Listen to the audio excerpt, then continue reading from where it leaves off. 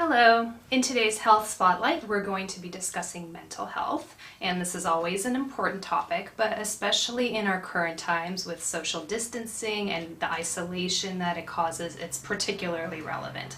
Studies have been showing that rates of mental illness, substance abuse, and suicide have all increased since the start of the pandemic, and it's hard to pin down the exact numbers, but suicidal ideation specifically has been on the rise.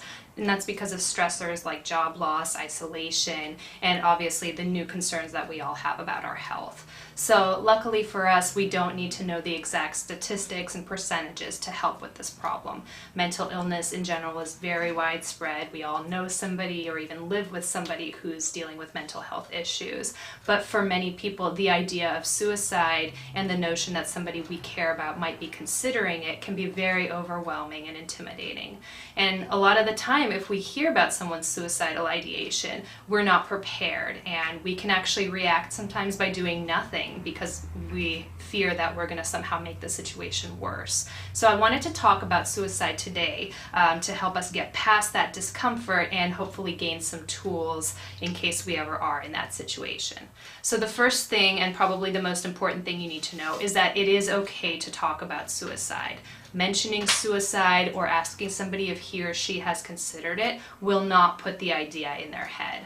So when you're having a conversation, listen for hints, which are sometimes called invitations, for somebody to be giving you to let you know that they might be considering suicide. And those are things like saying they might not want to live, or they feel like they're worthless, or life has lost meaning. Somebody might be giving away their possessions or making plans for their pets to be cared for in case they're away. And if you notice such hints during the conversation, don't be afraid to ask directly if they have thought about killing themselves. It's better to speak directly about the situation rather than using euphemisms or saying things like harming yourself. You want to be very straightforward and clear and on the same page. And in fact, if somebody is thinking about suicide, just that alone can be very scary and very isolating. And so knowing that they have a friend or family member who's not afraid to ask, who's not afraid to discuss it, can be a big relief just all on its own. And in the majority of cases, thoughts about suicide never progress to anything more than thoughts. They don't become a plan or an action, because just having somebody to listen can relieve that pressure enough to help the person cope and get through the crisis. Think about it this way. If somebody is talking to you about suicide, it means that they're not acting on those thoughts, and so there is still an opportunity to help them. Now, it is very important to give that person a chance to tell you their reasons for wanting to die and just to listen compassionately and non-judgmentally. But after that has happened, work with that person to help them identify their ambivalence and the reasons that they have to continue living. Those are the things that are holding them here and the things that are helping them to reach out and talk to you about the situation.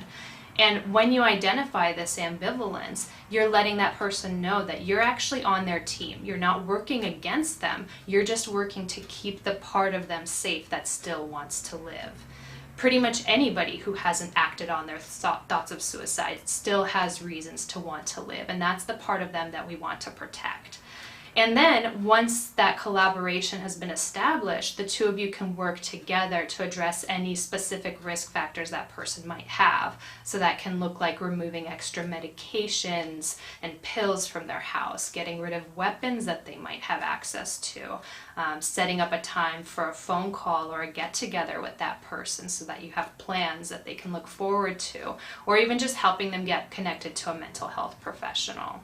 And of course, if you are in a situation where somebody is in immediate danger or a threat to others, then 911 will still be your best bet. But in a majority of cases, when somebody has thoughts of suicide, it's because they're going through a temporary crisis. And just having a plan in place for how to cope with those immediate stressors can keep that person from moving into a more dangerous space.